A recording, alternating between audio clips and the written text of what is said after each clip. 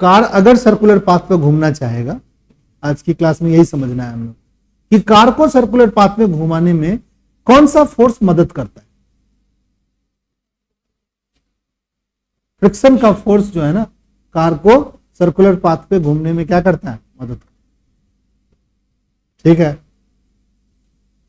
कोई car circular path पे घूमी और किसी कारण से कार घूम नहीं पाया, या तो कार बाहर की ओर गिर गया या अंदर की ओर गिर गया, तो हम कहेंगे कहीं ना कहीं फ्रिक्शन की क्या थी, कमी थी, फ्रिक्शन कम था। देखो कि टर्निंग ट्रैक पर जनरली फ्रिक्शन बढ़ा दी जाती है। वहां पर पोल तार काला काला जैसे रोड बनता है, उसमें देखोगे छोटे छोटे स्टोन के चिप्स क्या होते हैं, चिपका दिए जाते हैं, ताकि थोड़ी फ्रिक्शन क्या हो जाए, बढ़ जाए। कभी देखो, नहीं फील किया, फ्रिक्शन बढ़ाया जाता है। कभी कभी शार्प टर्न होती है, या तो वहां पर बहुत ज्यादा स्पीड कम करना पड़ेगा तुम्हें, ठीक है, और नहीं तो अगर थोड़ा सा स्पीड में अगर आप जाना चाहते हो, you have to increase the friction. ठीक है, अगर फ्रिक्शन नहीं है, उस जगह पे फ्रिक्शन कम है, you can't move the car with क्या, स्पीड, ठीक ठाक स्पीड जिस पर तुम चाह रहे थे। स्पीड लिमिट होता है हर एक टर्निंग ट्रैक पर चलने का। देखोगे हिली एरिया में अगर आप ड्राइविंग करने जा रहे हो, जाओगे तो देखना वहां स्पीड लिमिट लिखा रहता है।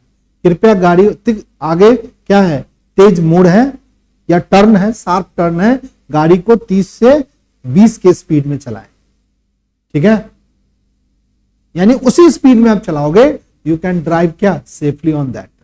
अदरवाइज नहीं तो तुम क्या होगे, तुम गिर जाओ दूसरे ट्रैक में। कि हर एक जगह जाने का क्या होता है, एक इधर से जाने का, दूसरा रास्ता आने का भी है, और अगर बीच में डिवाइडर नहीं है तो सेम ही रोड है। अगर तुम ये वाला तुम्हारा टर्न है, शार्प टर्न है, तो तुम्हारी क्या जवाबदेही है, इस शार्प टर्न में आप इस लेन को ना छोड़े, क्योंकि इधर से कोई एक और गाड़ी क्या हो रही है, आ रही है, वो दिख नहीं रही है तुम्हें। You should maintain your lane. अगर आप लेन नहीं मेंटेन करते और आप उधर वाले लेन में जा रहे हो फास्ट स्पीड से, तो उधर से तो भी गाड़ी आ रही है, तो यू विल कोलाइड विद क्या, अनदर वे, एक्सीडेंट हो सकता है।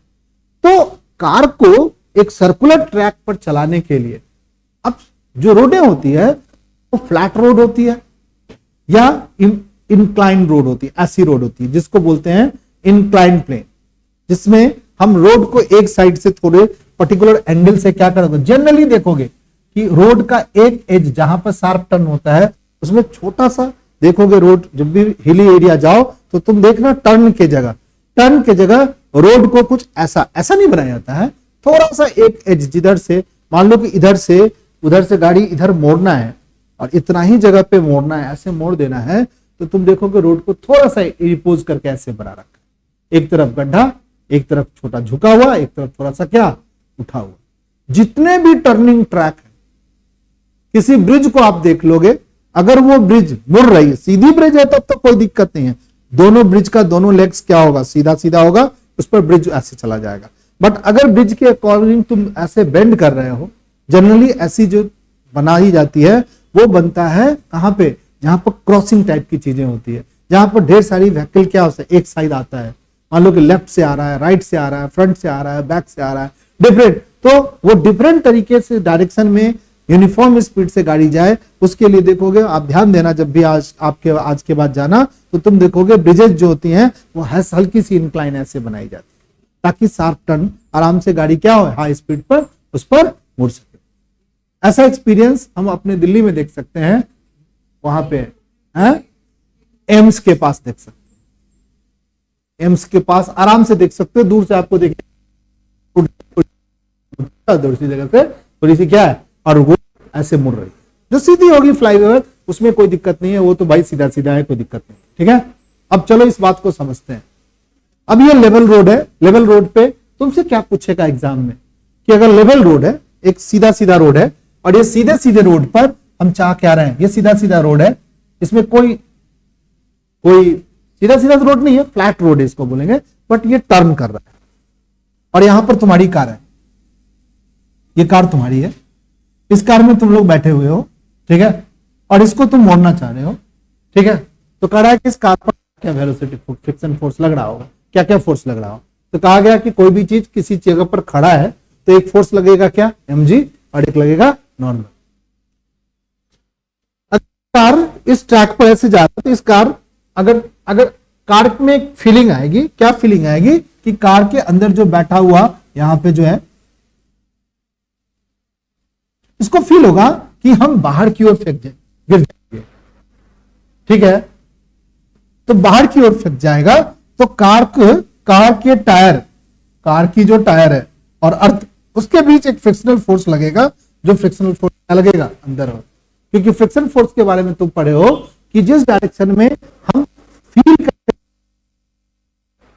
तुम्हारा मोशन किस डायरेक्शन में तुम फील कर रहे हो, इधर जा सकते हैं हम, तो उसके अपोजिट डायरेक्शन में एक फ्रिक्शनल फोर्स क्या होता है, और इस डायरेक्शन को हम बोलते हैं इंपेंडिंग मोशन। क्या बोलते हैं, इंपेंडिंग मोशन।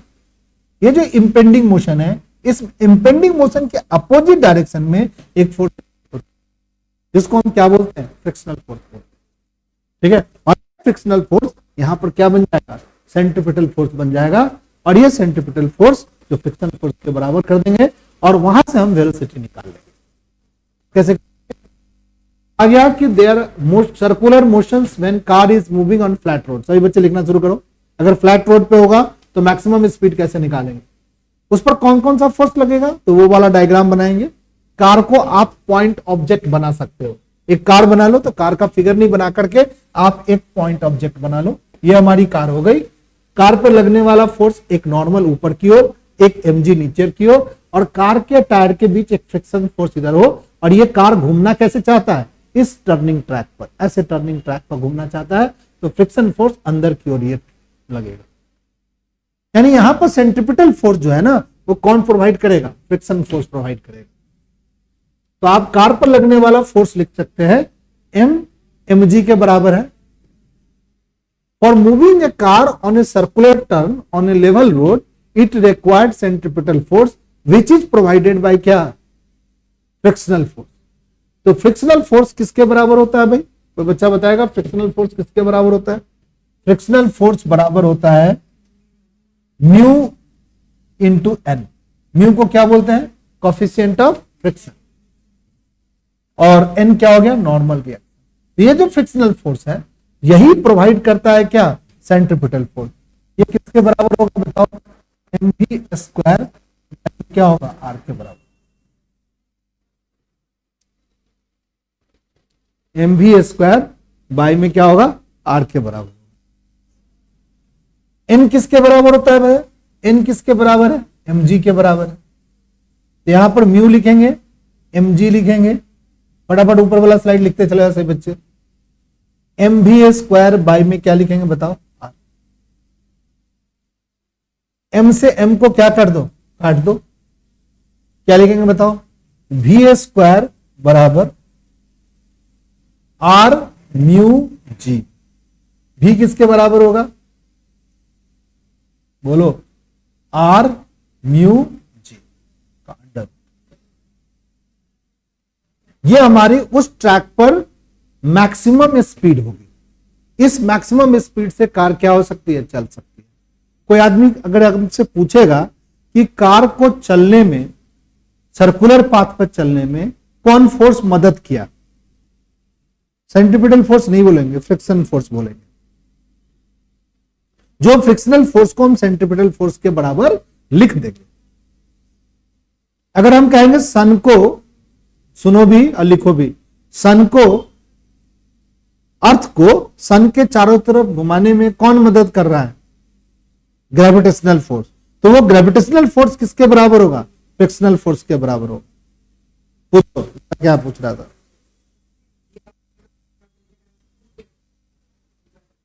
ये for moving car on a circular path, इसके ऊपर फ्रिक्शनल फोर्स Fs, एक नॉर्मल रिएक्शन N, और वेट mg एक्ट्स क्या, डाउनवर्ड। तीन फोर्स लग रहा है, एक mg क्या लग रहा है, डाउनवर्ड, एक नॉर्मल रिएक्शन upward, और एक फ्रिक्शनल फोर्स लग रहा है। अगर कोई आदमी पूछेगा इस कार में कितने फोर्स लग रहे हैं, तो तुम कहोगे तीन फोर्स लग रहे हैं। कौन कौन फोर्स, एक नॉर्मल ऊपर की ओर, एक mg नीचे की ओर, और एक फ्रिक्शनल फोर्स कर्वेचर की तरफ। और ये जो फ्रिक्शनल फोर्स है यही सेंट्रीपिटल फोर्स है, यही मदद कर रहा है। फ्रिक्शन हटाओगे क्या होगा, सेंट्रीपिटल फोर्स जीरो बन जाएगा भाई। एक्चुअली सेंट्रीपिटल फोर्स होता ही नहीं है कोई, ये तो कोई फोर्स किसी के लिए जो सेंट्रीपिटल फोर्स बनता है वो अलग अलग फोर्स सेंट्रीपिटल फोर्स के जैसा बिहेव करने लगता है, अलग अलग फोर्स सेंट्रीपिटल फोर्स के जैसा बिहेव करने लगता है। यहां पर कौन सा फोर्स सेंट्रीपिटल फोर्स के जैसा बिहेव कर रहा है, फ्रिक्शनल फोर्स का, तो फ्रिक्शनल फोर्स को सेंट्रीपिटल फोर्स के बराबर रख।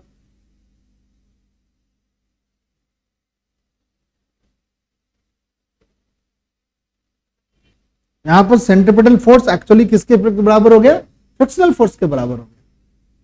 अब बताओ, जो बॉडी इस टर्निंग ट्रैक पर चलना चाह रहा है, क्या उस बॉडी के मास पे वेलोसिटी डिपेंड करती है? क्या हम ट्रक लेके जाएंगे उस टर्निंग ट्रैक पर और हम साइकिल लेके जाएंगे टर्निंग ट्रैक पर? क्या दोनों, हम अपनी कार लेके जाएं और तुम अपनी ट्रक लेके जाओ, दोनों की मैक्सिमम स्पीड क्या होगा भाई, सेम होगी। दोनों के लिए म्यूएस की वैल्यू क्या होगी बताओ, सेम होगी। कोएफिशिएंट ऑफ फ्रिक्शन मान लेते हैं अर्थ का सरफेस और हमारे टायर, तुम्हारे टायर के बीच सेम है। रेडियस ऑफ कर्वेचर क्या होगा, सेम होगा। जी की वैल्यू क्या होगी, सेम होगी।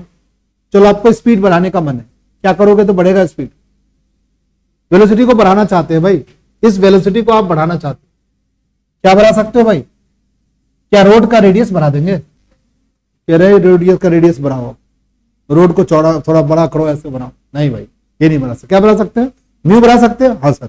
थोड़ा फ्रिक्शन बढ़ा सकते हैं, तो फ्रिक्शन कैसे बढ़ेगा भाई, तो थोड़ा सा रोड को क्या कर दे, खुरदुरा कर दे, थोड़ा सा उसमें क्या लगा दे, थोड़े से बोल्डर्स वगैरह फंसा दे। चिकना ही रोड है बट कहीं कहीं क्या लगा दे, छोटे छोटे चिप्स लगा दिया जाए रोड पे, थोड़ी फ्रिक्शन बढ़ेगी तो क्या होगी, थोड़ा सा स्पीड बढ़ जाएगा। चलो भाई, और क्या कर सकते हैं, क्या जी को चेंज कर सकते हैं? तो हमारे लिए क्या हो सकता है, खाली हम फ्रिक्शन बढ़ा सकते हैं। तुम कहोगे सर हम फ्रिक्शन बहुत ज्यादा बढ़ा देंगे स्पीड, हाँ भाई फ्रिक्शन बढ़ा के तुम स्पीड तो जरूर बढ़ा लोगे, पर अगर ज्यादा फ्रिक्शन है तो कार की जो टायर है और जो तुम्हारी ट्रक की जो टायर है उसमें वियर एंड टियर भी ज्यादा आएगा। हो सकती है ग्रेट स्पीड से फ्रिक्शन वाली ट्रैक पर आप चलाने की कोशिश करोगे, आपका टायर क्या हो जाए, फट जाए। भाई रबर का ही टायर बना हुआ है ना, तो बहुत ज्यादा फ्रिक्शन भी हमारे लिए फ्रेंडली नहीं है। पर तुम कहोगे सर जी हम म्यू की वैल्यू जीरो कर देते हैं, स्मूथ बना देते हैं, एकदम मस्त। तुम्हारे दिमाग में है ना कि स्मूथ बना दिया जाए। फ्रिक्शन किसी तरीके से ऑयल करते हैं, उस रोड पर हम ऑयल गिरा देते हैं, तो ऑयल गिराएंगे तो फ्रिक्शन क्या होगा, कम होगा। तुम तेज स्पीड से जाओगे तो क्या होगा, वहां फ्रिक्शन कम होगा तो वेलोसिटी क्या होगा, बढ़ जाएगा। वेलोसिटी बढ़ जाएगा तो क्या होगा, कहां गिरोगे, इधर गिरोगे किधर गिरोगे, कहां गिरोगे, तो ठीक है। तो यहां लिख देता है कि you have drive your car 30 to 40 speed, लिख देगा 20 to 30 स्पीड। जहां शार्प टर्न है 20 to 30, 20 से 30 के बीच में अपनी गाड़ी को चलाएं। उसके बीच में चलाओगे तो आराम से तुम क्या करोगे, उस गाड़ी पर क्या करोगे, कमांड रख पाओगे। तो समझ गया। अगर तुमसे पूछेगा कि टर्निंग ट्रैक पर चलने वाले ऑब्जेक्ट का जो वेलोसिटी होती है वो क्या उसके मास पर डिपेंड करती है, ट्रक की स्पीड ज्यादा होगी, कार की स्पीड कम होगी, नहीं सर, दोनों की स्पीड सेम रखना पड़ेगा। चलो, it is independent of the body. The given value of R constant रहेगा, ट्रक का कर्वेचर कांस्टेंट रहेगा, mu S the maximum velocity can be calculated on basis of above relation. इससे आप उस पर चलने वाला मैक्सिमम स्पीड क्या कर सकते हैं, निकाल। मान लो किसी टर्निंग ट्रैक पर आपकी मैक्सिमम स्पीड क्या होती है, 40 आ रही है या 30 आ रही है या 20 आ रही है, और तेरा मन है कि थोड़ी स्पीड बढ़ा ले, तो आप थोड़ा सा फ्रिक्शन बढ़ा लो, बढ़ जाएगा आपका स्पीड। परंतु तेरी मन है कि थोड़ा सा और ज्यादा स्पीड बढ़ा ले, तो अब हम एक नए कॉन्सेप्ट को यूज करेंगे। उसमें हम लोग क्या करेंगे, हम अपने रोड को थोड़ा सा ऐसे करके बनाएंगे, यानी एक साइड से उठाएंगे और एक साइड से ऐसे करेंगे। ऐसा करने से क्या होगा कि हमारी स्पीड थोड़ी सी क्या हो सकती है, ज्यादा हो सकती है। चलिए भाई इस बात को समझते हैं। अभी हमने सर्कुलर मोशन कराया कार का फ्लैट रोड पे, अब किस पे, इंक्लाइन प्लेन पे। हमारी कार जो होगी वो इस तरीके के रोड पे चलेगी, ऐसी रोड पे चलेगी जो इस सरफेस से थीटा एंगल से क्या है, उठा हुआ है। और इस एंगल के बारे में हमने पढ़ा था, ये एंगल ऑफ क्या कहलाता था, रिपोज कहलाता। ठीक है, चलो भाई अब रिपोज एंगल पे यहां पर कोई कार रखी गई, आज हम बना सकते हैं इस पर, सभी बच्चे बताएगा इस पर नॉर्मल रिएक्शन कैसे लगेगा, बताओ, इस सरफेस के परपेंडिकुलर ये mg कैसे लगेगा बताओ। ठीक है, चलो भाई फ्रिक्शन फोर्स कैसे लगेगा भाई? ये हमारा फ्रिक्शन फोर्स है, इतना तो लगेगा भाई, ये नॉर्मल और ये mg। अब यहां से एक लाइन ऐसे बनाते थे, बताओ ये एंगल कितने का होगा? थीटा। पढ़ाया था कल। इस पर अगर कोई चीज परपेंडिकुलर है, अगर ये थीटा डिग्री से बेंड होगा तो नॉर्मल को भी क्या होगा? थीटा डिग्री से बेंड करना पड़ेगा, तो ये भी थीटा। ऐसे किया था ना, ये भी एंगल क्या होगा? नहीं कर सकते हैं? इसको क्या लिखे थे पिछली क्लास में? mg cos theta. इसके परपेंडिकुलर ये क्या लिखे थे बताओ? mg sin।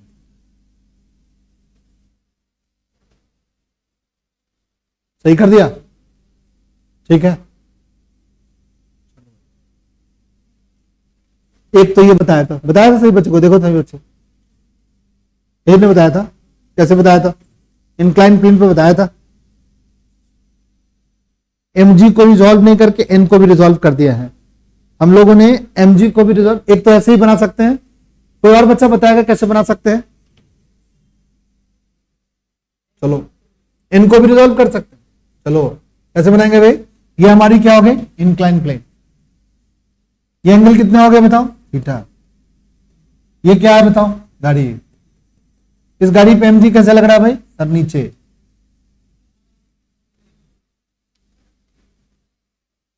नॉर्मल कैसे लगेगा सर? ऐसे। फ्रिक्शन कैसे लगेगा? ऐसे।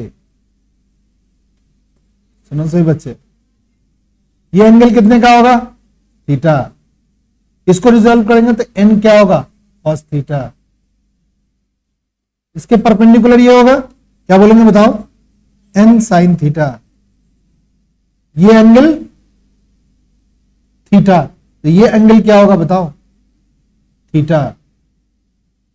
नहीं होगा? ये लाइन इस लाइन के क्या? पैरेलल। ये एंगल इस एंगल के बराबर। f का एक रिजोल्यूशन होगा, f cos थीटा। ठीक है? f का एक रिजोल्यूशन होगा, क्या होगा? इसके परपेंडिकुलर क्या होगा? f sin theta. अब ध्यान से सुनो सही बच्चे, गाड़ी किस फोर्स के कारण घूमेगा? कौन कौन कंपोनेंट घूमने में मदद करेगा गाड़ी को? F sin थीटा और N sin theta. F cos theta और N sin थीटा, ये दोनों कंपोनेंट गाड़ी को सर्कुलर ट्रैक पर घूमने में क्या करेगा? मदद करेगा।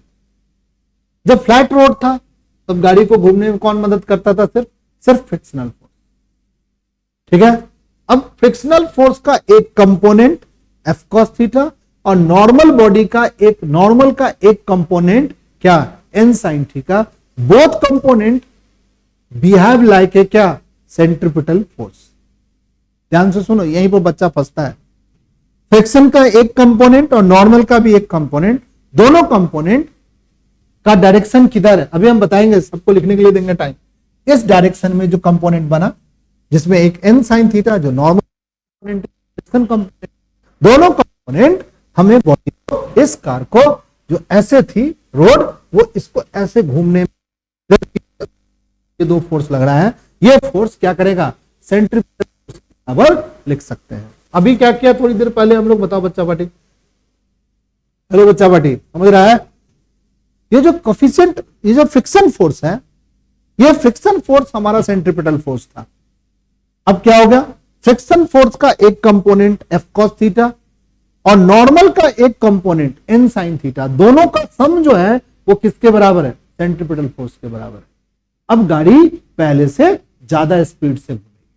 एक्सप्रेशन में देखोगे, फाइनल एक्सप्रेशन हम बनाएंगे कि जब इस तरीके का रोड हो, इसको लेवल रोड नहीं बोलते, इसको बोलते हैं बैंक्ड रोड। क्या बोलते हैं इसको? Banked road.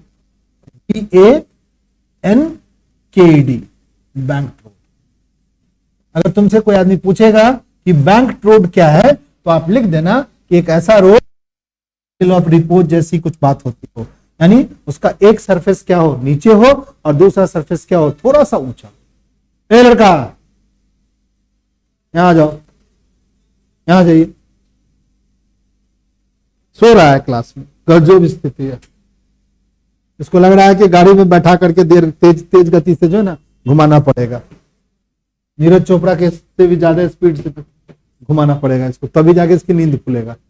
अभी भाला फेंक दिया था ना, सिल्वर मेडल आया है ना, वही लगता है इसको कुछ करना पड़ेगा इसके दिमाग के साथ। इसको नींद आता है, पता नहीं रात में क्या कर रहा है, सो नहीं रहा है ठीक से। अरे वो तो 92 फेंक दिया, वो तो सोचा था कि फेंक दूंगा, कॉन्फिडेंस में था, पर फेंक नहीं पाया। चलो कोई बात नहीं, next year, next bar. Circular motion on A bank, on bank road. अब हमारी गाड़ी कैसे चलेगी? बैंक रोड पे। तो सभी बच्चे बैंक रोड बना करके उस पर एक गाड़ी बना लीजिए, कार बना। आप ऐसा भी बना सकते हैं, ये स्ट्रक्चर भी बना सकते हैं। सभी बच्चे, नींद आने वाले बच्चे थोड़ा बेटा पानी पी लो, ठंडा पानी पी लिया करो आकर के थोड़ा, ठीक है, हल्का सा गुनगुना को पानी वहां पर रहता है, लियो। सुनो सभी बच्चे, यहाँ पर आप ऐसे भी गाड़ी बनाकर भी दिखा सकते हो, बट हमने जानते हैं कि हर एक चीज को हम पॉइंट ऑब्जेक्ट मानते हैं। तो कार कहाँ है बताओ बच्चा? बट यहाँ पे इस डायग्राम में तो कार बनाना टफ हो जाएगा, और आप एग्जाम में ऐसे ही बनाते, ये कार है तुम्हारी, ये पॉइंट ऑब्जेक्ट। कार पर लगने वाला कौन सा फोर्स है? फ्रिक्शनल फोर्स इधर लग रहा है। फ्रिक्शन का एक component F cos theta, normal का एक कंपोनेंट एन साइन थीटा, जो हमारे क्या करता है? सेंट्रीपिटल फोर्स प्रोवाइड करता है। एन साइन थीटा ऊपर लग रहा है, फ्रिक्शन का एक कंपोनेंट एफ साइन थीटा, और एम जी नीचे लग रहा है। सही बच्चे, नीट डायग्राम बनाइए अपने अपने कॉपी में, और हेडिंग लगाइए circular motion when body is moving on bank road. Circular motion when body is moving on bank road. Exam में आता है कि बैंक रोड पर अगर कोई ऑब्जेक्ट घूम रही है तो उस पे बैंक रोड पर हमारी कार जो होगी या कोई भी बॉडी होगी उसका मैक्सिमम स्पीड निकालो। क्या निकालने हो? मैक्सिमम स्पीड, वी मैक्स निकालो। वी मैक्स निकालो, ठीक है।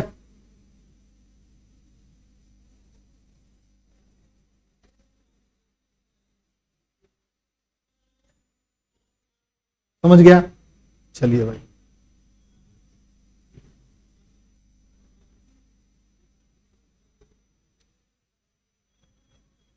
इतना डायग्राम बना लिया वो सब बच्चा।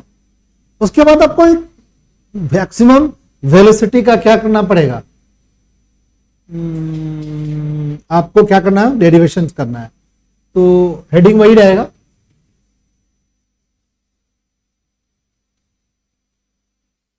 देखो एक चीज है यहां पर, एक दो बात हम लोग पढ़ेंगे, क्या लिखा हुआ है समझे भाई सभी बच्चे।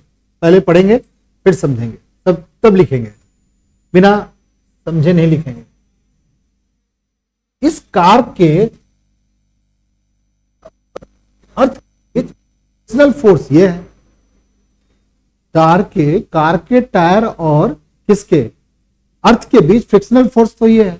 देखो कोई भी फोर्स, अगर फोर्स मान लो 1 मिनट के लिए ये फोर्स 5 है, इसका कंपोनेंट जो होगा, ध्यान से सुनो, अगर ये फोर्स 5 है इसका कंपोनेंट क्या होगा? 5 से कम होगा। मान लो ये 3 है और ये 4 है, कंपोनेंट हमेशा क्या होता है? इससे कम होता है। अगर हम तुम जब तो तेरे दिल में क्या होता है कि हमारी फ्रिक्शन भी थोड़ी कम हो जाए। अगर फ्रिक्शन कम होगी तो हमारा क्या होगा? वियर एंड टियर टायर का कम होगा, टायर कम खराब होगा। चलो भाई, अब देखो ये फ्रिक्शन का एक कंपोनेंट, देखो फ्रिक्शन, यहां से फ्रिक्शन, ध्यान से सुनो सही बच्चे, ये फ्रिक्शन यहां लग रहा था ऐसे, ये फ्रिक्शन लग रहा था ना, ये फ्रिक्शन जो लग रहा था, फ्रिक्शन का एक कंपोनेंट इधर लग रहा है, और फ्रिक्शन का दूसरा कंपोनेंट क्या लगने लगा? इधर लगना। तो क्या टायर के बीच में जो फ्रिक्शन का फोर्स था का एक कंपोनेंट कौन सा बन गया? क्या बनने लगा भाई? एक कंपोनेंट तुम्हें क्या कर दिया बताओ? एक कंपोनेंट हमें घुमाने में मदद कर रहा है, किधर? सर्कुलर पाथ पे। दूसरा कंपोनेंट इस गाड़ी को, ये जो हमारी गाड़ी है इसको बैलेंस कर रहा है, एमजी नीचे रोड पकड़ के चलने के लिए मजबूर कर रहा है। यानी फ्रिक्शन अब अलग तरीके से बिहेव कर रहा है, यानी हमें सर्कुलर पाथ पर घुमाने में जो फ्रिक्शन था उसका छोटा कंपोनेंट क्या करता है? अब सर्कुलर पाथ पर घुमाता है, और एक नॉर्मल का भी एक कंपोनेंट आ गया, जो यहां पर फ्रिक्शन कम हुआ वो नॉर्मल का एक कंपोनेंट और आया। कौन सा कंपोनेंट आया बताओ? एन साइन थीटा, जो दोनों मिलकर के अब क्या कर रहा है, ऑब्जेक्ट को सर्कुलर पाथ पर घुमाने में मदद कर, यानी फ्रिक्शन का कम वाला कंपोनेंट क्या कर रहा है, ऑब्जेक्ट को सर्कुलर पाथ पे घुमा रहा है। तो फ्रिक्शन के कारण जो वियर टियर होगा वो थोड़ा बैंक रोड पे क्या होगी, कम होगी। टायरों का क्या लिखा गया, we can reduce the contribution of friction in circular motion on a car if the road is क्या, बैंक। अगर बनाएंगे टियर एंड टियर फ्रिक्शन के कारण जो हो रहा था वो थोड़ा सा हो सकता है। When body move on a banked road, the following force act। ये तो आपने फिगर में बनाया, कौन कौन force, resolution of frictional force into component. Frictional force को आपने कितने कंपोनेंट में डिसॉल्व कर दिया, बताओ बच्चा पार्टी, दो कंपोनेंट में, एक एफ साइन थीटा और एक क्या, F cos theta. MG force act क्या करता है, और नॉर्मल जो हमारा फोर्स है वो भी रिजॉल्व हो गया दो कंपोनेंट में। MBA square centripetal force act on a body towards the centre of the circular path. अब ये जो सर्कुलर पाथ के सेंटर की तरफ, ये किसके बराबर होगा, अगर हम इसकी बात करें तो तुम यहां से देखोगे क्या हो गया भाई, अगर हम इस डायग्राम, इस बात को भी वहीं काट के लगा दे, इस बात को भी हम वहीं काट के लगा दे,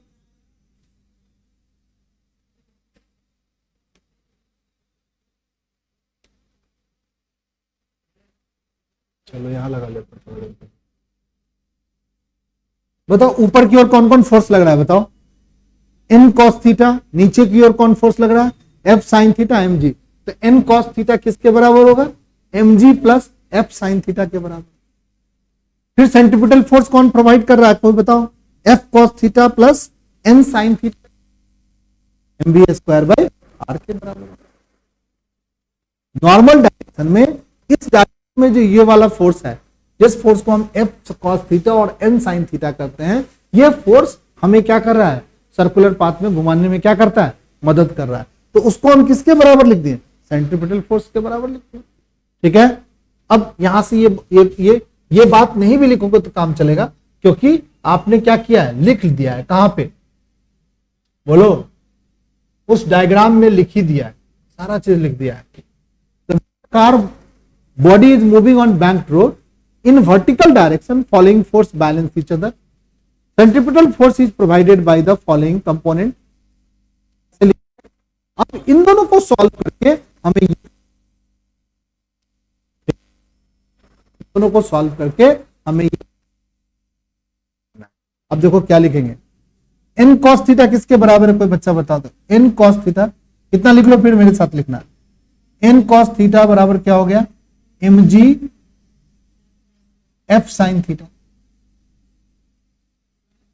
चलो इसको थोड़ा सा ठीक कर लेते हैं, एफ किसके बराबर होता है बताओ कोई बच्चा, एम जी म्यू, ऐसा लिख ले, mu M G, mu N होता है, और ये क्या हो जाएगा, म्यू एन, म्यू एन ही रहने दे, छोड़ दो अभी ऐसे ही रहने, म्यू एन। अब यहां पर लिख देते हैं, यहां क्या लिखेंगे, एन कॉस थीटा बराबर एम जी प्लस में क्या, पहला इक्वेशन को लिख रहे हैं, mu N sine theta, mu N sine theta, इसको उठा के इधर ले आओ, ये म्यू एन साइन थीटा को, तो एन कॉस थीटा माइनस में म्यू एन क्या होगा बताओ, साइन थीटा बराबर क्या हो गया, एम जी। यहां से n कॉमन ले लो तो क्या होगा, cos थीटा माइनस में म्यू साइन थीटा बाय में हो, बराबर में क्या हो गया, ये पहला इक्वेशन को हमने चेंज कर लिया ऐसे। अब दूसरा इक्वेशन देखो,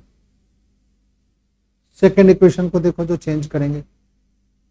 सेकेंड इक्वेशन में क्या दिया हुआ है बताओ, n साइन थीटा प्लस में एन साइन थीटा प्लस में एफ कॉस थीटा, एफ को लिख सकते हैं म्यू एन कॉस थीटा बराबर एम वी स्क्वायर बाय में आर, ऐसा लिख सकते हैं। यहां से एन कॉमन ले लो तो क्या लिखेंगे, साइन थीटा प्लस में म्यू कॉस थीटा बराबर क्या हो गया, mv² बाई में r। इस इक्वेशन को क्या लिख लो, अब हम लोग सेकेंड इक्वेशन को फर्स्ट इक्वेशन से डिवाइड कर दो।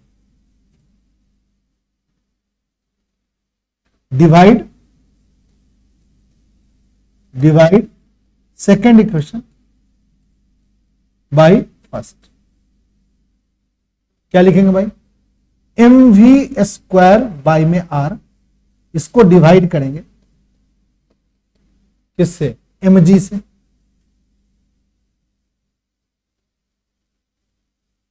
और क्या लिखेंगे, n sin theta plus mu cos theta by में n cos थीटा माइनस में म्यू साइन थीटा। इस n से इस n को क्या कर दो, कट कर दो। m से ये m कट जाएगा, v² बटे में क्या बचेगा, rg। डिवाइड मल्टीप्लाई में क्या हो जाएगा, rg।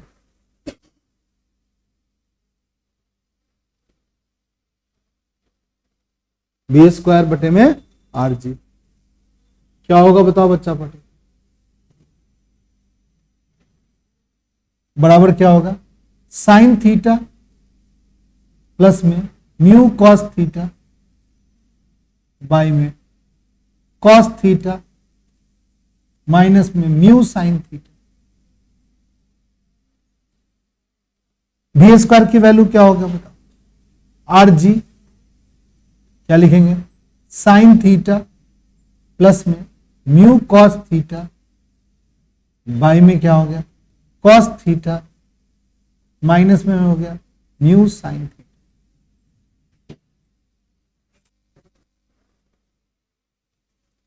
कॉस थीटा से सबको डिवाइड कर देता है, न्यूमरेटर एंड डिनोमिनेटर को कॉस थीटा से डिवाइड कर देता। तो क्या लिखेंगे,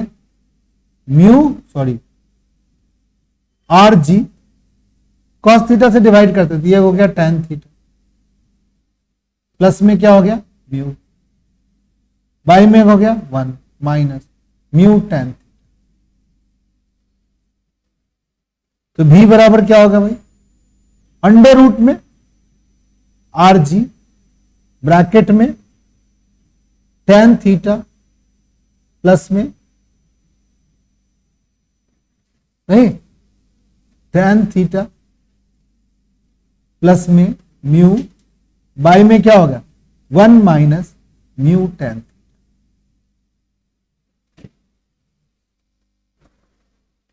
जहां थीटा क्या है भाई, यहां पर थीटा क्या है, angle of repose, angle of repose. यानी हमारी जो बैंक रोड थी वो कितने डिग्री का एंगल ऑफ रिपोज है।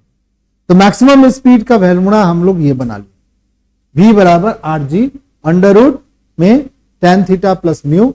मान लो कि एंगल ऑफ रिपोज थोड़ी देर के लिए थीटा बराबर हमने 0 मान लेते, तो हम इसको बैंक प्लेन रोड मान करके क्या मानेंगे, नाउ क्या हो गया, रोड इज क्या लेवल, रोड इज क्या, रोड इज लेवल।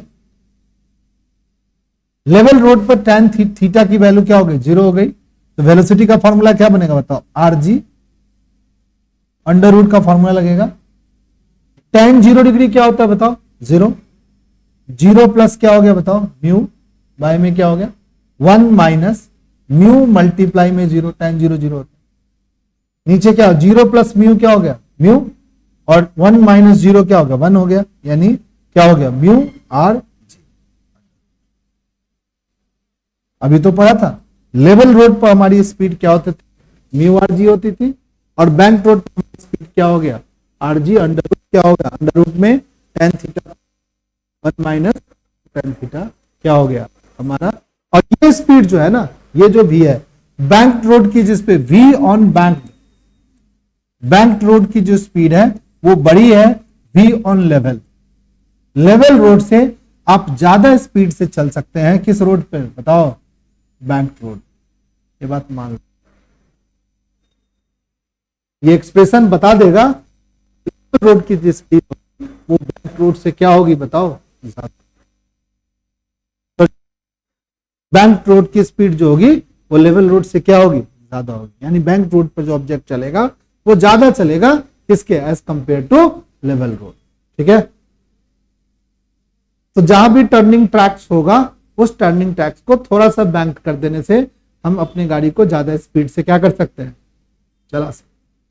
और चलाना भी इसीलिए जरूरी है कि अगर हम बहुत स्पीड में नहीं चलाएंगे तो उस टर्निंग ट्रैक पर बहुत सारा जाम लगेगा, सब गाड़ी धीरे धीरे स्पीड से गुजरेगी।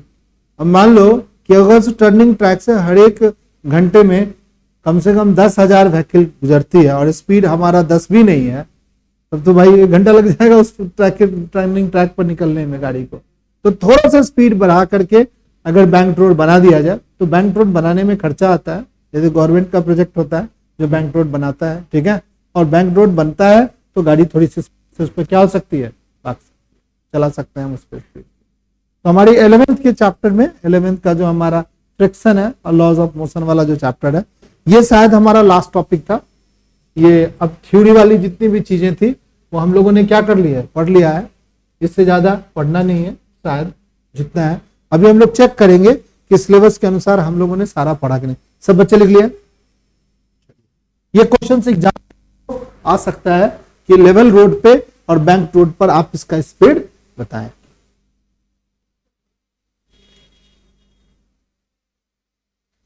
अगर कोई आदमी पूछेगा कि roughness of surface old view का ओरिजिन, फ्रिक्शन के ओरिजिन का, कि रफनेस होगा तो फ्रिक्शन ज्यादा होगा। Large area of contact, limitation क्या है, large friction but friction does not, ऐसा कहा जाता है कि जितना बड़ा एरिया होगा उतना ज्यादा फ्रिक्शन होगा। ये भी बात गलत है। अगर आप ऐसा सोचते हो कि फ्रिक्शन ज्यादा, जितना बड़ा एरिया होगा उतना ज्यादा फ्रिक्शन होगा, ऐसा गलत बात होता है। Large area of contact, large friction but friction does not depend on area of extra smooth surface has no friction, ऐसा मानना है। हमारा दिमाग ये कहता है एक्स्ट्रा स्मूथ सरफेस जो होगा वो क्या करेगा, कोई फ्रिक्शन नहीं जनरेट करेगा, but it is found that extra smooth surface increase the क्या, फ्रिक्शन, ऐसा पाया जाता है। एक्स्ट्रा स्मूथ सरफेस क्या कर सकता है, फ्रिक्शन को बढ़ा जाता है। ओरिजिन ऑफ मॉडर्न कॉन्सेप्ट में ये कहा गया कि एक सरफेस दूसरे सरफेस पर फ्रिक्शन जनरेट करता है। यानी अगर ये बॉडी, अगर ये वाली बॉडी, ये वाली बॉडी, ये वाली बॉडी अगर इस बॉडी पे पड़ी हुई है, ये हमारी बॉडी है, तो कहा जाता है ये वाला बॉडी का मोलिकुल्स, ये मोलिकुल्स, इस मोलिकुल्स के बीच में एक अट्रैक्टिव फोर्स, ठीक है, इसको एडहेसिव फोर्स बोलते हैं। अगर ये एडहेसिव फोर्स तगड़ा हो गया, ठीक है, तो बताओ अगर मोलिकुल्स के बीच इतना गैप है, एडहेसिव फोर्स ज्यादा होगा कम होगा, कम होगा। अब एडहेसिव फोर्स बताओ ज्यादा होगा कम हुआ, ज्यादा होगा। जितना चिपकेगा उतना क्या होगा, जितना स्मूथ सरफेस बनाओगे उतना ज्यादा क्या होगा, दोनों मोलिकुल्स के बीच का गैप तुम कम कर रहे हो कि ज्यादा कर रहे हो, कम कर रहे हो। कम कर रहे हो तो एडहेसिव फोर्स क्या होगा, ज्यादा हो जाएगा। इसलिए कहा जाता है कि जब स्मूथ सरफेस होती है तो कभी कभी फ्रिक्शन क्या हो जाती है, बढ़ जाती है। इसलिए कॉन्सेप्ट क्या लगाया, बॉल बेयरिंग वाला कॉन्सेप्ट लगाया कि चलो भाई दो स्मूथ सरफेस के बीच स्मूथनेस तो ठीक है, बट उसके अंदर एक बॉल वाला बेयरिंग वाला कॉन्सेप्ट लगा देंगे। छोटे छोटे बॉल्स को क्या कर देंगे, दो स्मूथ सरफेस के बीच में फंसा देंगे, तो हमारी फ्रिक्शन क्या हो सकती है, बहुत ज्यादा कम हो सकती है, क्योंकि हमारी रोलिंग फ्रिक्शन क्या होती है, कम होती है काइनेटिक फ्रिक्शन से। समझ गया? तो आज की थ्योरी वाली क्लास में हमारी इतनी ही है, ठीक है। नेक्स्ट क्लास में और बातें होगी। 1 मिनट रुकेंगे सही बच्चे।